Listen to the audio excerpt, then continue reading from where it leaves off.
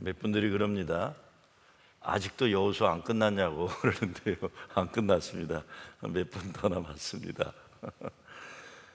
오늘 여호수아가 이제 백성들에게 땅을 나눠주기를 다 마치고 가나안 약속의 땅에서 앞으로 어떻게 살아야 될지 마무리 작업을 하고 있습니다.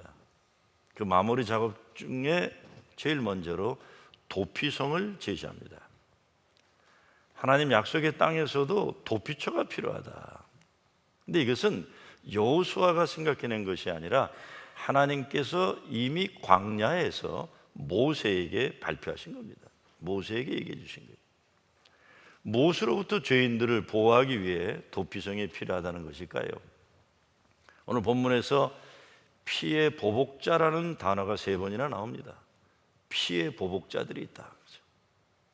피는 생명이고 생명은 하나님께 속한 것인데 사람들이 복수를 위해 다른 사람을 죽이려고 하는 악순환을 막으려고 피해 있을 것을 준비시킨다는 것입니다.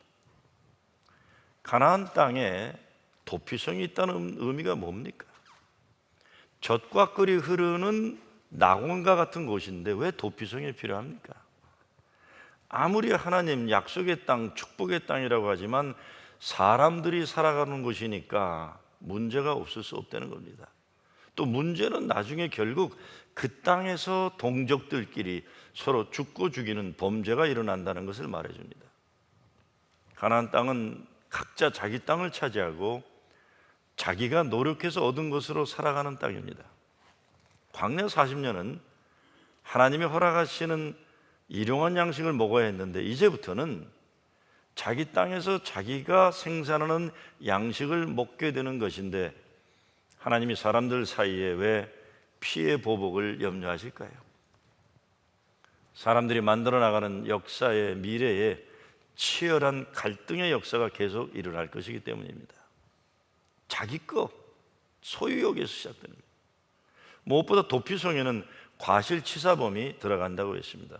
살인할 의도는 아니었는데 사람을 죽이게 된 결과를 가져온 살인범들을 말하는 겁니다.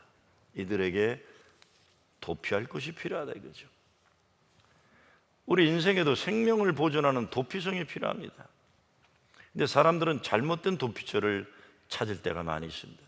술, 도박, 마약 많죠. 잠시 세상의 어려움을 피해 도피하는 것 같지만 많은 경우는 영원한 사탄의 노예로 만드는 악한 도피처들도 많이 있는 겁니다. 모든 인간에게는 죄에서 벗어날 수가 없는 삶의 현실이 있습니다. 그래서 죄는 사람을 멸망시키고 마침내는 죽음으로 몰아넣는 겁니다. 예수 믿는 우리들에게 있어서 도피성은 예수 그리스도이십니다. 예수님이 우리를 살리시는 분이시. 죄로 인해 죽을 수밖에 없는 존재들이지만 그 죄를 대속하기 위해 십자가에 달려 죽으심으로 우리를 살리셨습니다. 요즘에 한국 사회에 김환영 시인의 동시가 많이 나눠지고 있습니다. 그 중에 하나가 얼마 전에 남북 이산가족들 만나고 헤어지는 가슴 아픈 일도 그렇고 세월호 가족들의 아픔도 그렇고 세상 돌아가는 현실의 아픔을 짧은 동시로 달래보려는 노력들이 일어나고 있는 겁니다. 그 동시의 제목은 울꽃이에요. 울꽃이에요. 이렇게 됩니다. 손주가 할머니에게 질문 던지는 이야기예요. 할머니 어디 가요? 예배당 간다. 근데 왜 울면서 가요? 울려고 간다. 왜 예배당 가서 울어요? 울 데가 없다. 이게 답니다. 다시 제가 읽습니다. 할머니 어디 가요? 예배당 간다. 근데 왜 울면서 가요? 울려고 간다. 왜 예배당 가서 울어요? 울 데가 없다. 예배당 말고는 정말 울고 싶은 울음을 울 곳이 없다는 할머니와 손주의 대화가 요즘 사람들에게 들려지고 있어요. 몇 년 전에 제 선배 목사 한 분이 그런 말씀을 하시더군요. 자기가 너무 힘들어서 밤 12시만 되면 사모님께 자전거 타러 간다고 한강으로 나가는데 거기 가서는 새벽녘까지 엉엉 울다가 오고는 했다고 합니다. 그래서 저런 선배, 저렇게 인생이 잘 나가는 분도 저런 아픔이 있구나. 근데 그분이 이렇게 얘기하세요.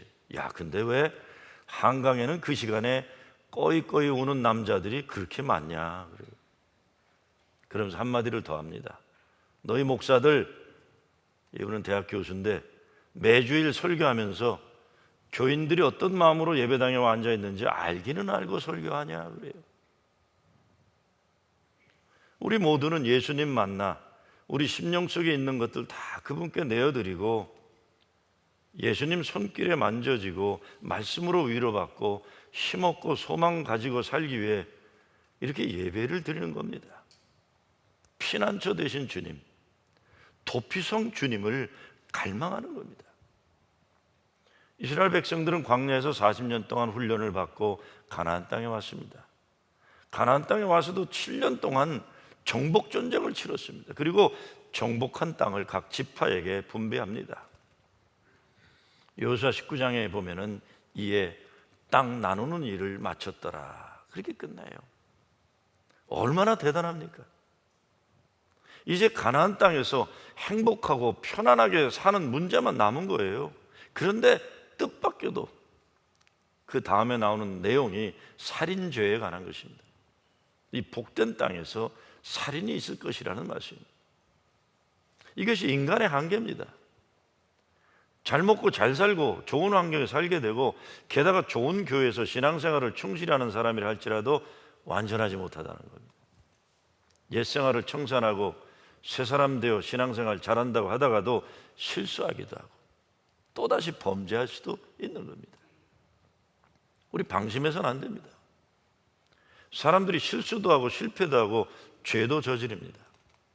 도피성을 생각하면서 우리는 스스로를 돌아봐 더욱 근신해야 하기도 해야지만 넘어지고 망가지고 잘못하고 죄진 믿음의 형제들을 바라볼 때 하나님의 눈과 마음으로 보고 생각해야 하는 겁니다.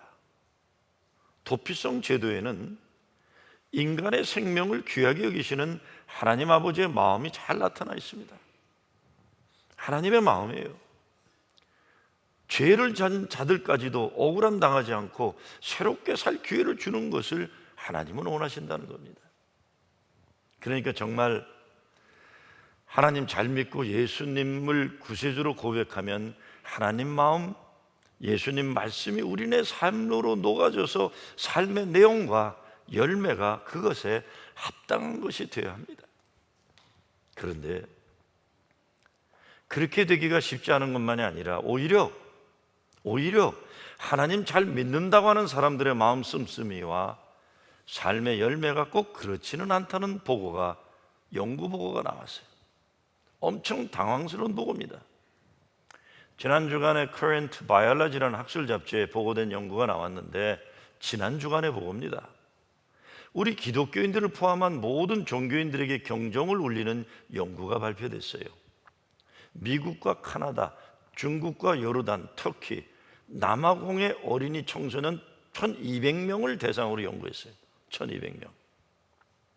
그런데 종교를 가진 아이들이 종교가 없는 아이들보다 남의 잘못에 가혹하고 전혀 너그럽지 않다는 연구 발표가 나왔어요. 이 연구에 나온 대상의 아이들은 24%가 기독교, 43%가 무슬림이고 27%가 무종교예요. 그러니까 불교, 유대교, 힌두는 너무 작아서 카테고리에 들어갈 수가 없습니다. 그러니까 기독교와 무슬림 어린이들에 대한 연구라고 할 수 있어요. 물론 기독교와 무슬림이 2배로 많은 연구 있지만 그래도 24%가 우리 기독교예요. 43%가 무슬림인데 이 기독교나 무슬림 종교심이 강한 어린아이들일수록 다른 아이들이 잘못했을 때 다른 아이들보다 가혹하게 벌 주는 걸 선호했다고 합니다. 영어로 이렇게 돼 있어요. Religious children are meaner than their secular counterparts.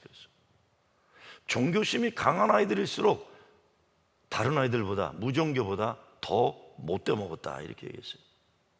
Children from religious families are less kind and more punitive than those from non-religious households. 기독교나 무슬림 어린이들이 다른 아이들이 잘못하면 그 아이들의 벌을 강하게 요구했다 그랬어요. 그리고 못돼 먹었다 이렇게 돼 있어요. 근데 더 심각한 문제는 그 아이들의 부모들은 자기 아이들이 친절하고 다른 아이들에게 너그러울 것으로 평가했다는 겁니다. 이번 연구 보고가 너무 기가 막혀서 왜 이런 현상이 일어나는지 더 신중히 연구하겠다는 보고가 나온 겁니다. 여러분 어떻게 생각하세요? 기독교와 모슬렘 아이들이, 어른들은 더 하겠죠 뭐. 자기들만 아니라고 생각하는 거지 남의 잘못에 가혹한 게 더 심했다는 거예요. 왜 이런 일이 생길까?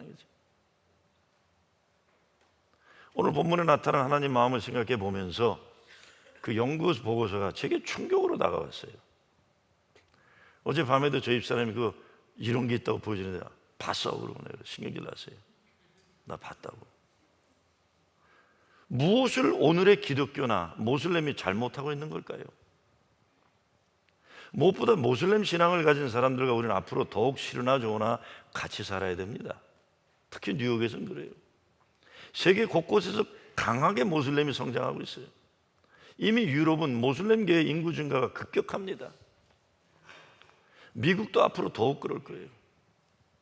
러시아도 그렇대요. 인종차별 문제가 심해지는데 우리 고려인들이 모슬렘 이쪽에 백인들의 인종차별은 아니라 모슬렘의 인종차별 때문에 자꾸 떠나는 일이 생긴대요. 앞으로 어떻게 기독교계와 모슬렘계가 정신 차리고 미래를 맞아야 할지 어려운 과제가 있어요. 기독교도 그렇다는 거예요. 모슬렘만이 아니라. 가정에서도 교회 안에서 서로 잘못할 경우가 얼마나 많습니까? 어제는 저 사람이 나에게 잘못하고 오늘은 내가 저 사람에게 잘못하는 거예요. 내일은 누가 누구에게 어떤 잘못을 하게 될지 아무도 몰라요. 어떤 잘못은 악의를 가지고 계획된 것도 있을 것이고 어떤 것은 전혀 의도하지 않았는데 잘못된 일이 생기기도 하는 겁니다. 가정에서도 물론 교회에서도. 그래서 우리는 서로를 긍휼히 여길 수 있어야 합니다. 넉넉한 마음으로 품을 수 있어야 합니다. 저도 나에게 잘못하고 나도 저에게 잘못할 수 있기 때문이에요. 무엇보다 하나님은 우리의 죄가 동에서 서처럼 멀게 하시겠다고 하셨고 죄를 기억하지 않겠다 하셨습니다. 예수님은 제자들의 용서를 몇 번이나 해야 하는가 물었을 때 7번씩 70번이라도 용서하라고 했습니다. 그래서 도피성을 생각하면서 우리를 긍휼히 여기시는 하나님 아버지의 마음을 읽을 수가 있습니다. 그래서 위로를 받게 돼요. 하나님께서는 우리의 연약함을 잘 아시고 불쌍히 여겨주십니다. 하나님께서는 우리가 행한 일의 결과만 가지고 판단하지 않으신다는 겁니다. 어떤 죄도 회개할 때 모두 용서해 주신다고 했습니다. 무엇보다 오늘 성경 말씀은 본의 아니게 죄진 것을 말합니다. 그리고 정말 아주 악한 사람이 아니면 죄를 짓고 잘못하고 그런 다음에 나중에라도 후회하고 회개하는 거예요. 저는 30년, 40년, 50년에 진 죄도 지금 생각날 때가 있어요. 다시 새롭게 시작할 기회를 우리 모두는 필요로 하는 겁니다. 그러니 우리도 하나님 아버지의 마음을 본받아 형제가 본의 아니게 실수한 것에 대해서는 관대한 마음을 가져야 할 겁니다. 도피성 제도는 사람의 생명을 귀중하게 여기시는 하나님의 배려에서 나온 것이며 이스라엘의 기업으로 받은 땅이 살인과 보복의 피로 물들지 않게 하시기 위한 것이었습니다. 당시 이스라엘 사회에서는 사람이 억울하게 죽임을 당했을 때 그의 가족이나 친척 중에 한 사람이 그 사람을 찾아가 죽일 수 있었습니다. 피를 보복하는 자는 그 살인한 자를 자신이 죽일 것이니 그를 만나면 죽일 것이요. 민수기 35장 19절의 말씀. 그것은 정당한 복수로 인정되었습니다. 근데 예수님은 말씀하시기를 원수까지 사랑하라 하시니까 유대 종교의 입장에서는 기가 막힌 노릇입니다. 본의 아니게 실수로 사람을 죽이는 일이 가능하다는 것입니다. 근데 그 사람이 피해 보복자에 의해 죽임을 당하게 되면 그 사람의 가족이나 친척이 가만히 있겠습니까? 이렇게 되면 보복의 피가 끊이지 않고 흘러지게 되는 겁니다. 그래서 하나님께서는 도피성 제도를 만들어서 그러한 일이 일어나지 않게 하셨던 겁니다. 도피성 제도를 제시하시는 하나님의 마음과 뜻을 생각하면서 이번 주간은 요즘 대한민국에서 일어나고 있는 교과서 국정화 문제를 생각해 봤습니다. 어떤 사람이라도 피할 수 있는 공간이 필요하다는 것은 어떤 의미에서 사람들의 언행을 인간들이 절대적으로 평가하기 어렵다는 것입니다. 그러니 생각이 다르고 뜻이 다른 사람들이라도 서로 피할 수 있는 공존의 공간, 그리고 사람들의 판단과 정죄를 멈추는 상호 보호의 마당이 필요하다는 것을 저는 생각해 봤어요. 우린 흑백 논리가 너무 익숙해요. 나와 생각이 다른 사람들에 대한 대단히 가혹합니다. 서로 다룰 수 있다는 것이 아름다운 세상을 만들어가는 중요한 조건이라는 것을 보지 못합니다. 그래서 이번에 교과서 국정화 논쟁이 피해 보복이라고 할 정도는 아닌지 모르지만 이것은 앞으로 계속되는 정치의 보복으로 이어질 것이라는 걱정이 듭니다. 좀 너도 나도 피할 수 있는 중간의 공간을 좀 우린 허용해야 돼. 서로가 좌나 우나. 근대 교과서 역사를 보면 1895년에 처음 만들어졌는데 거민정 제도였어요. 거민정 제도. 국정화가 아니었습니다. 교과서가. 그러다가 1972년 그러니까 유신 체제 하에서 국정제도로 바뀌게 된 겁니다. 그게 박정희 대통령 때예요. 그것이 97년도에 교과서 국정화는 역사적 사실을 선택적으로 교육하고 획일적인 해석을 만든다고 해서 다시 거민정 제도화했던 거예요. 그런데 이것을 박정희 대통령의 딸인 박근혜 대통령이 부활하겠다고 하니까 이 반대가 극심한 겁니다. 어린이들, 청소년들의 교육이 어른들의 정치적 보복에 희생되지 않게 한다는 것이 교과서 국정화 반대의 소리예요. 오죽하면 웬만하면 정치적인 사안에 의견을 조심하는 대한민국 최대 교단인 예수장로회 통합측, 그러니까 영락교회, 세문안교회 소속된 그 교단이 지난 10월 16일 교과서 국정화 반대 성명을 냈겠습니까? 지금 기장과 기감은 자기네 문제 때문에 소리도 못 내고 있어요. 그런데 대한민국에서 이 중도파인 영락교회 측이 정치적에 개입할 때는 심각한 문제가 오는 거예요. 저는 도피성에 대한 개념을 적용해 보면 아이들 교육과 같은 것은 정치에서 중립된 입장을 지키도록 모두가 보호하는 영역을 만들어야 한다는 걸 연결해 봐요. 서로가 보호받을 것이 필요해요. 그리고 도피성으로 피해온 사람이 가장 먼저 해야 하는 것은 자기에게 일어난 사건을 그 성읍의 장로들에게 고하는 것이었습니다. 이것은 오늘 우리가 하나님 앞에 나아가 우리의 죄를 고하여 용서받는 것을 생각해 봅니다. 용서받는 거예요. 우린 무슨 죄를 지었을 때 즉시 하나님 앞에 나가서 자복하고 회개해야 됩니다. 그렇게 하면 하나님께서 얼마든지 용서해 주고 해결해 주십니다. 우린 또한 형제들끼리도 서로 마음을 열어놓고 서로 잘못을 용서받도록 고해야 합니다. 그렇게 함으로 용서받고 용서하며 위로하여 치유하고 세우는 일이 가능해집니다.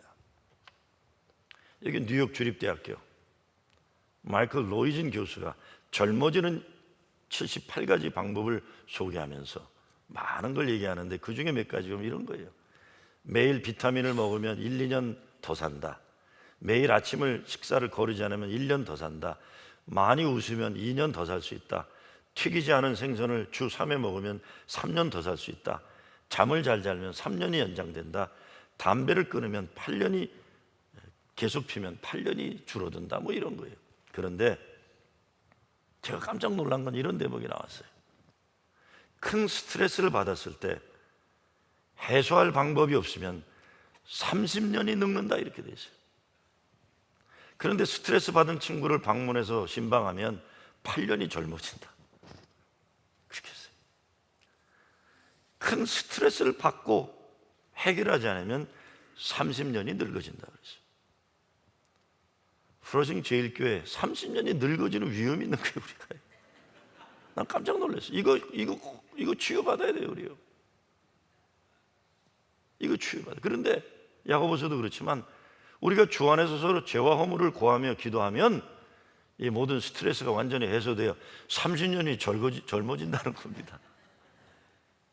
교회 은혜 받는 집회에서, 셀 모임에서, 구역 모임에서 교인들이 마음을 열어놓고 마음껏 나눈다는 것, 함께 기도한다는 것이 얼마나 귀하고 복된지 몰라요. 뉴욕 주립대 교수의 발표만이 아니에요. 성령께서 친히 오셔서 우리의 마음을 어루만져 주시고 위로하시며 치유하시면 30년이 아니라 영원히 사는 거예요. 세상 그 어디에서도 경험할 수 없는 위로와 치유와 회복과 은총이 부어지는 역사가 있는 거예요, 우리 가운데. 우리가 하나님께 자신의 모든 것을 구하고 믿음의 식구들과 함께 나눌 수 있다는 사실은 너무나도 복된 일이 아닐 수 없어요. 가정이나 교회나 더 크게 나가 나라도 그렇습니다. 국가라는 것이 외부의 적불로부터 보호하는 거 아니라 자국민이 싸우지 않도록, 싸워도 건강하게 싸우도록 도와주는 룰을 만들고 지켜주는, 보호하는 것이 국가예요. 서로 사는 길을 찾아주는 것이 국가의 지도자들이 하는 겁니다. 그런데 싸움이 그치지 않고 복수의 영속인 것이 너무나 많아요. 가깝게는 오늘날 교계 문제도 그렇고 국가 차원에서도 그렇습니다. 도피처가 없어요. 서로 죽고 죽이는 것을 잠시 중단하고 기다려주는 자리가 없는 겁니다. 제가 조금 전에 교과서 국정화라는 정책의 문제를 거론했지만 정작 제 마음에 걱정이 되는 이런 큰 정치적인 문제가 아닙니다. 작은 문제들이에요. 그런데 나라 정책보다 더 무서운 것은 국민들 정서에 깔려있는 정신적인 가치관의 문제입니다. 이번 주간 인터넷에 올라온 한국 뉴스 가운데 제 마음을 슬프게 하는 기사들이 2개가 있었어요.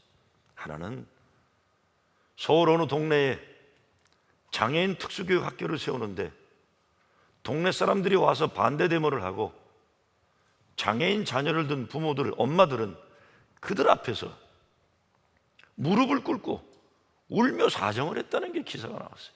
사진이 올려왔어요. 다른 하나는 부산 어느 아파트, 고급 아파트인데 나이 많은 경비원에게 아파트 주민 대표회에서 경비원들로 하여금 아파트 주민들이 들어올 때 90도로 인사하도록 강요했다는 기사예요. 장애인 학교가 동네에 있는 것이 그 동네 사람들에게 무슨 문제가 되는 겁니까? 그리고 장애 아이들 부모들은 왜 그들 앞에 무릎을 꿇고 울며 사정해야 되는 겁니까? 이런 일이 가능한 나라는 도대체 어떤 나라인가, 이런 겁니다. 지금 이 시대에서. 그래도 이런 걸 보고 분노하는 시민들이 있어서 일반 신문에는 나오지 않은 기사들이 인터넷에는 퍼져나갈 수 있다는 건 참 다행이에요. 누구라도 억울함 당한 사람들의 한 맺힌 가슴을 풀어주고 실컷 울 수 있는 공간을 마련해 주어야 됩니다. 세월호도 똑같은 거예요.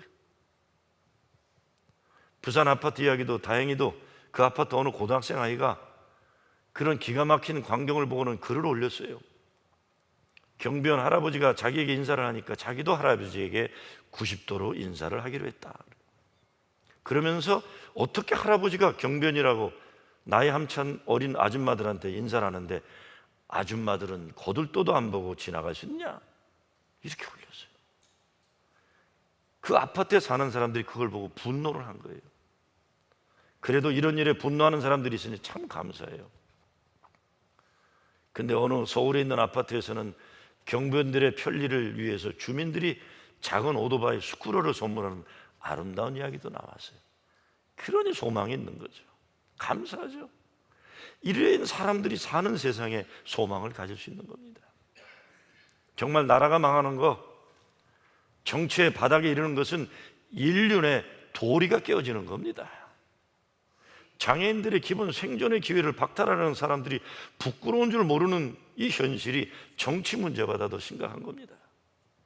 나이가 아무리 많아도 경비원은 나이 어린 아파트 주민들에게 90도로 인사하도록 강요하는 국민들의 인생사는 가치관의 타락이 그 어느 정치적 이슈보다 근본적으로 나라의 근간을 망가뜨리는 겁니다. 왜 이런 나라가 되느냐는 겁니다.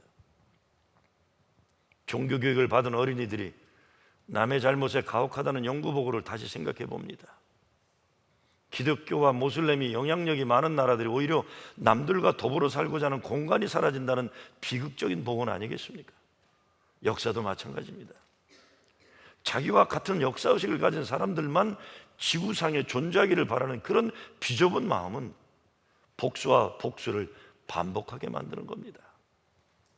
우리가 사는 세상에 사람을 살리는 도피성이 필요합니다.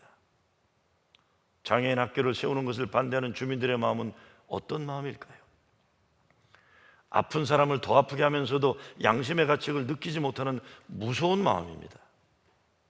나이가 많아도 고급 아파트 경비원은 나이 어린 아파트 입주에게도 자녀들에게 90도로 인사하도록 강요하는 젊은 부인들의 마음에는 무엇이 들어있는 걸까요? 잘 사는 나라가 된지 몰라도 무서운 세상이 되어버리는 겁니다. 도피성이 필요해요.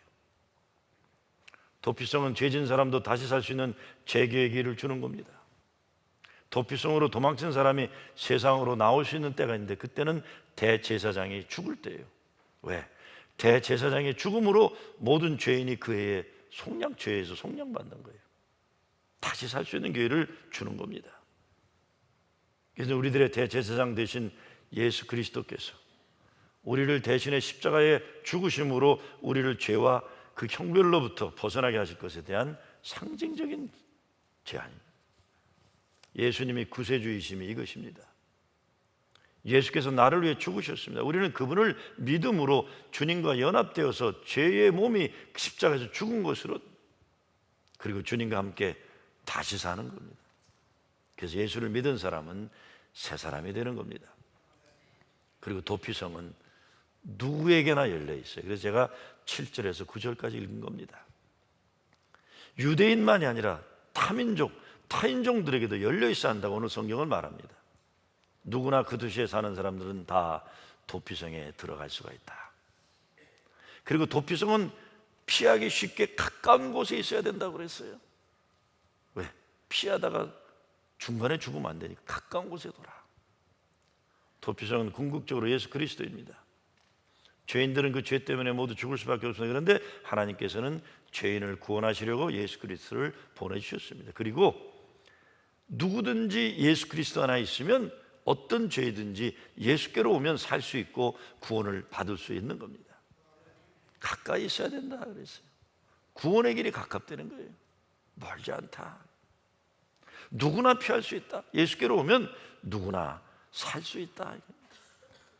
우리는 이 땅에 살면서 도피성이신 주님께로 피해야만 살 수 있습니다. 주님께 피하지 않으면 우리는 사탄과 사망의 권세 아래 매이게 됩니다. 영원한 지옥의 형벌에 떨어집니다. 그 어디서도 우리는 위로받을 수 없어요. 그 누구도 우리의 문제를 해결할 수 없습니다. 근데 하나님은 우리가 얼마나 못나고 죄 많은 존재인지 아시고 큰 죄를 져도 살 수 있는 길을 열어주셨습니다. 예수 그리스도요. 가정에서도 교회에서도 나라와 국가를 움직이는 영역에서도 이 하나님의 넓은 사랑, 예수 그리스도 생명의 은혜가 적용되도록 하나님 나라의 일꾼으로 일하는 사람들이 우리 예수의 사람들입니다. 우리 교회가 울지 않으면 살 수 없는 사람들이 마음껏 울어도 되는 울 곳이 되길 빕니다. 세상에서 어떤 죄를 짓고 어떤 실패를 하고 어떤 상처와 아픔을 경험했어도 여기에 오면 치유받고 위로받는 것이 되길 빕니다. 세상의 어떤 사상과 이념, 생각의 차이, 문화, 인종이 다르고 민족이 달라도 여기에 오면 모두 그리스도 안에서 환영받고 사랑받는 교회가 되기를 빕니다. 그리고 우리 모두는 하나님의 자녀이고 예수의 사람들이 사람을 살리는 일과 사랑하는 일, 구원하는 일에 쓰임받기를 주의 이름으로 축원합니다.